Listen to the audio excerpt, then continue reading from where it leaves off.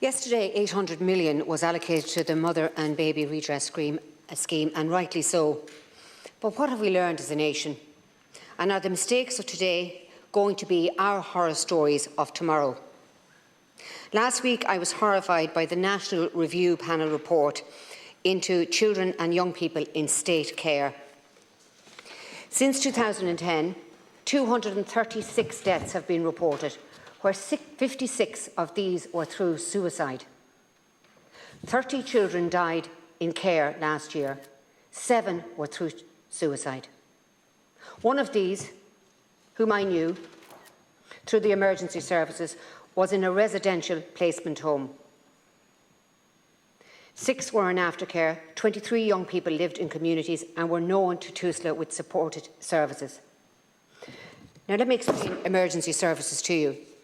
Emergency services is something that I would have done for a number of years. You spend 1 week on, and then 1 week off and 1 week on again.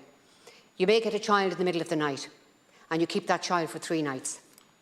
And then there's somebody else to take that bed the following 3 nights. These are young teenagers who are unloved and unwanted, and they are then go into residential placement. Now, a residential placement is a residential home where you have social workers looking after these children. So there's no family unit there. There's no love and support network there. And these children are dying today because of neglect by us as a state. And there's some fantastic foster parents out there and foster families out there. So today I am pleading with our nation, with those that have a home, with those that have a bed, a spare room in their house, to please consider fostering these children. They do come with their trials, they do come with their baggage, but there is no child that we cannot help. And we have to give these children every possible support that we possibly can. It is wrong that children are dying in the hands of the state.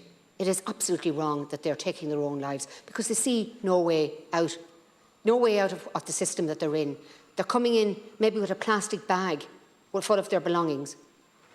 I mean, this is 2021. A child coming into you with a plastic bag, not even have left home with a suitcase. So, and they're revolving through the system. They may end up in care for a year and a half before they find a placement, going from house to house to house and not getting a permanent home. So we have to learn. We have to learn about what the mistakes we've made in the past, but these are the mistakes we're making today. So I hope that the leader can press upon people out there today to consider fostering and opening up their house and their heart to a young person. Thank you. Thank you.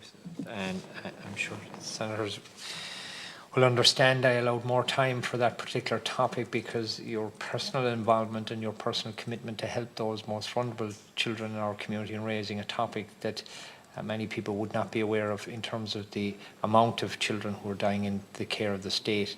And thank you for raising that this morning.